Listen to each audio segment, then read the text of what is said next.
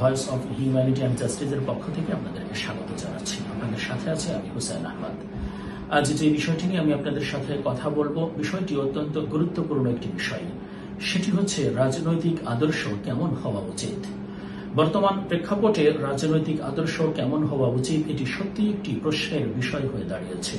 সমগ্র বাংলাদেশ এখন রাজনীতির জোয়ার প্রবাহিত হচ্ছে। এক একজনের মত এক এক রকম দৃষ্টিভঙ্গি নিয়ে এক একজন এক এক কথা বলছেন এবং রাজনীতিতে নতুন অংশগ্রহণ করার জন্য চেষ্টা করছেন। বিগত সালগুলো ব্যাখ্যা বিশ্লেষণ করলে আমরা দেখতে পাই যে আসলেই তাদের রাজনীতি কেমন ছিল।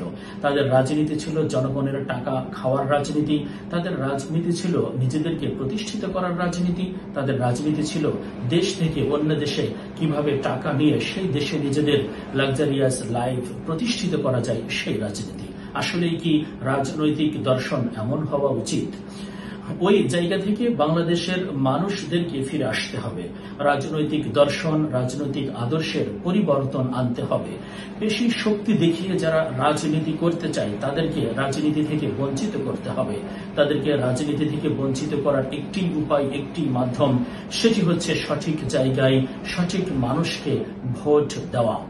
রাজনৈতিক আদর্শ কেমন হওয়া উচিত সেই বিষয়টি যদি সাধারণভাবে ব্যাখ্যা করা যায়, সেটি হচ্ছে রাজনীতি করা উচিত সাধারণ মানুষের কল্যাণের জন্য, রাজনীতি করা উচিত ন্যায় বিচার প্রতিষ্ঠা করার জন্য, রাজনীতি করা উচিত দেশ থেকে সমাজ থেকে দরিদ্রতা দূর করার জন্য, রাজনীতি করা উচিত নতুন কর্মসংস্থান সৃষ্টি করার জন্য, রাজনীতি করা উচিত দেশের বিজ্ঞান প্রতিষ্ঠায় ভূমিকা রাখার জন্য, রাজনীতি করা উচিত দেশকে বিশ্বের দরবারে প্রতিষ্ঠিত করার জন্য, বহির্শত্রুর আক্রমণ থেকে দেশকে কিভাবে রক্ষা করা যায় সেই চিন্তা ভাবনা করার জন্য, সেই বিষয়ে পদক্ষেপ নেওয়ার জন্য রাজনীতি করা উচিত।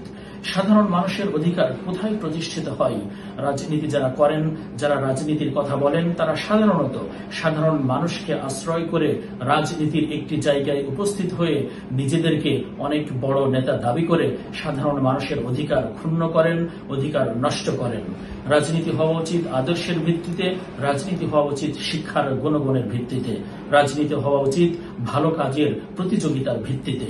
আজ সেই রাজনৈতিক আদর্শ, সেই রাজনৈতিক দর্শন, সেই রাজনৈতিক চিন্তা চেতনা আমাদের মাঝে একেবারেই অনুপস্থিত বলে আমি মনে করি।